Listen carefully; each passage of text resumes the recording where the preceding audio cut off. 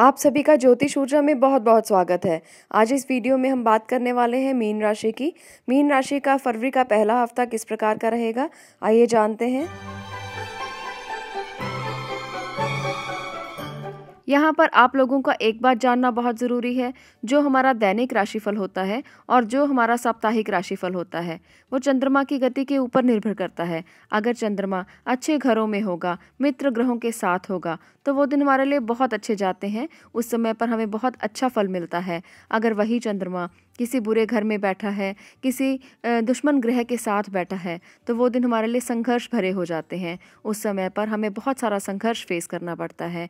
इस प्रकार चंद्रमा की गति और उसका भ्रमण ही ये निर्धारित करता है कि हमारे दिन किस प्रकार के जाएंगे। चलिए जानते हैं 1 और 2 तारीख को चंद्रमा की स्थिति के बारे में। चंद्रमा यहाँ पर 10वें घर में विराजमान है। यहाँ पर चंद्रमा विराजमान होकर अच्छा फल प्रदान करते हैं, परंतु यहाँ पर साथ में शनि ग्रह है, जिसकी वजह से विष दोष का निर्माण हो रहा है। 10वां घर कर्म स्थान माना जाता है और यहाँ पर शनि और चंद्रमा का होना यानी कि विष दोष का निर्माण होना अच्छा नहीं है। चंद्रमा का और शनि का एक साथ होना आपके बिजनेस को थोड़ा सा कम करेगा। आपके बिजनेस में इफेक्ट हो सकता है कि कोई बिजनेस से रिलेटेड फैसले आपके गलत साबित हो जाएं। हो सकता है आपको कोई बिजनेस में नुकसान हो जाए, तो इस समय में आप विशेष ध्यान रखें। 10वें घर में बैठे हुए शनि और चंद्रमा चौथे घर पर भी संपूर्ण दृष्टि बनाए हुए हैं। चौथा घर सुख स्थान माना जाता है, इसलिए सुखों में भी कमी हो सकती है। नींद न आने की प्रॉब्लम हो सकती है। माता की सेहत में टेंशन हो सकती है। हो सकता है कि माता की सेहत को लेकर आप भी चिंतित रहें, इसलिए उनकी सेहत का खास ध्यान रखें। अगर आप कोई प्रॉपर्टी खरीदना चाहते हैं, कहीं इन्वेस्ट करना चाहते हैं, कोई वाहन लेना चाहते हैं या कोई घर खरीदना चाहते हैं, तो आप 2 दिन के लिए अभी इस बात को डिले करें। इसके बाद जब चंद्रमा की स्थिति चेंज हो जाएगी, उसके बाद आप इस तरह का कोई भी फैसला ले सकते हैं। अगर हम यहाँ पर ओवरऑल कुंडली की बात करें तो मीन राशि के लिए मंगल जो है उनके लगन में विराजमान है और जल्दी ही मंगल यहाँ से शिफ्ट होकर दूसरे घर में चले जाएंगे, तो मंगल की स्थिति बहुत अच्छी है। आप जब चंद्रमा की स्थिति अच्छी हो जाए उस समय पर कोई भी इन्वेस्टमेंट कर सकते हैं। शनि भी 10वें घर में है, तो अच्छी स्थिति यहाँ पर मानी जा सकती है इन्वेस्टमेंट के लिए, प्रॉपर्टी लेने के लिए। चंद्रमा की स्थिति का इंतजार करें। उसके बाद अगर आप प्रॉपर्टी लेते हैं तो आपके लिए बहुत ही अच्छे योग हैं। 3, 4 और 5 तारीख को चंद्रमा की स्थिति आपके गेन हाउस में यानी कि लाभ स्थान में होगी। यहाँ पर चंद्रमा अच्छा इफेक्ट देते हैं, परंतु साथ में केतु विराजमान है और साथ में सूर्य ग्रह भी हैं। जब केतु चंद्रमा के साथ आते हैं तो ग्रहण दोष का निर्माण करते हैं, जिसकी वजह से जो लाभ आपको होने वाले हैं उसमें ग्रहण लगेगा, उतना ज़्यादा लाभ आपको नहीं मिलेगा, क्योंकि चंद्रमा केतु की वजह से और सूर्य की वजह से ग्रसित हो रहे हैं। जब सूर्य चंद्रमा के साथ होते हैं तब वो उसको अस्त कर देते हैं। चंद्रमा की आभा कम हो जाएगी। 2 पापकत्री ग्रह उसके साथ बैठे हुए हैं, जिसकी वजह से चंद्रमा अपना प्रभाव नहीं दे सकेंगे। यहाँ पर बैठे हुए तीनों ग्रह ही आपके 5वें घर को देख रहे हैं। पंचम घर बच्चों का माना जाता है।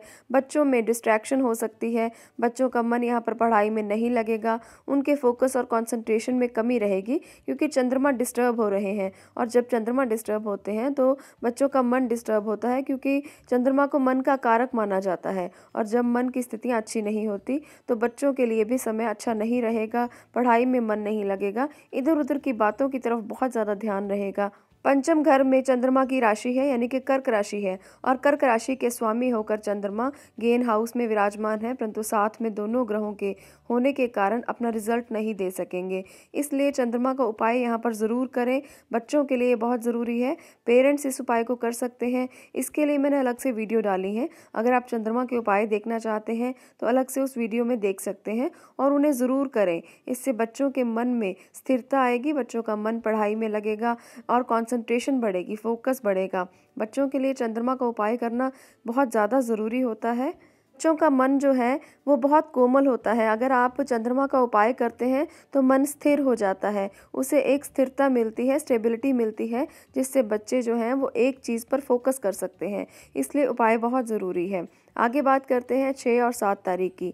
6 और 7 तारीख को चंद्रमा की जो स्थितियां हैं वो 12वें घर में आ जाएंगी। यहाँ पर वैसे चंद्रमा अकेले हैं और किसी भी बुरे ग्रह के दृष्टि संबंध में नहीं है, परंतु 12वें घर में आए हुए चंद्रमा फिर से थोड़े कमज़ोर हो जाएंगे और आपकी नींद में प्रॉब्लम दे सकते हैं। नींद में खनन पड़ सकता है, मन जो है वो भी कमज़ोर रह सकता है, मानसिक स्थिति भी कमज़ोर रह सकती है। तो पूरा हफ्ता ही चंद्रमा की स्थिति कोई बहुत ज़्यादा अच्छी नहीं है। पहले वो पाप ग्रहों के साथ थे, अब अकेले बैठकर पापी घर में बैठे हैं, जिसकी वजह से आपको दिक्कतें बनी रहेंगी। आपकी हेल्थ में भी प्रॉब्लम आ सकती है, इसलिए अपनी हेल्थ का पूरा ध्यान रखें।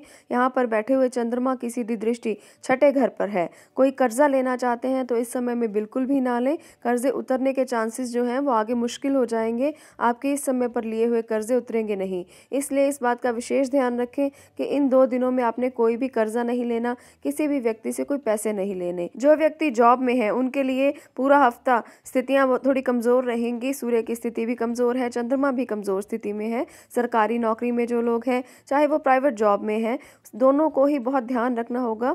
जो स्थितियां हैं वो उनके फेवर में नहीं है, अनुकूल नहीं है। इस बात को समझकर अपने कलीग्स के साथ, बॉस के साथ अपने रिश्तों को थोड़ा बैलेंस बनाकर रखें। संतुलन में रखेंगे तो आपके लिए बहुत अच्छा होगा। जब चंद्रमा की स्थितियां अच्छी हो जाएंगी तो रिश्ते अपने आप बेहतर हो जाएंगे।